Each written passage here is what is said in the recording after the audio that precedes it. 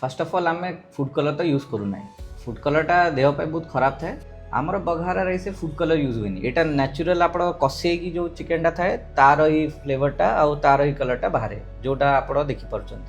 यहाँ तेलंगाना साइड रे बहुत पॉपुलर डिश आउ आमे सेपटर ही आमर जी शेफ अच्छा से ही कहले कि नाई ये कॉन्सेप्टा आमे बनै पारिबु सेते आमे तैयारी कलु यार प्राइस एबे पाई 249 रुपीज आमे रखीचु यार असली प्राइस है आपंकर 289 यहाँ लिमिटेड पीरियड पे ही आमर अवेलेबिलिटी अच्छी आउ limited plates by the way आमर गोटे मेजर पॉइंट कहूँ भावतु आमर अवेलेबिलिटी हो पारबनी आमे से जगह मना कर दू कस्टमर ना कि आहरी थे कषेकी आउ थे बनईकी देवु सब जगह बिरियानी खाई खाई एत परेशान हो गले यहाँ ट्राए कले आप बिरियानी भूलीजे यहाँ आप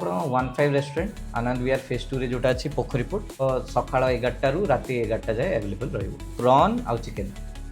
चिकेनटा आम चिकेन भल बोन वाला पीस दूचु लेस वाला थाई पीस थाए से आम दौनु से दुईटा ही वेराइटी आम स्टार्ट करछु आमर एबे आम फॉर्च्यून तेल यूज करछु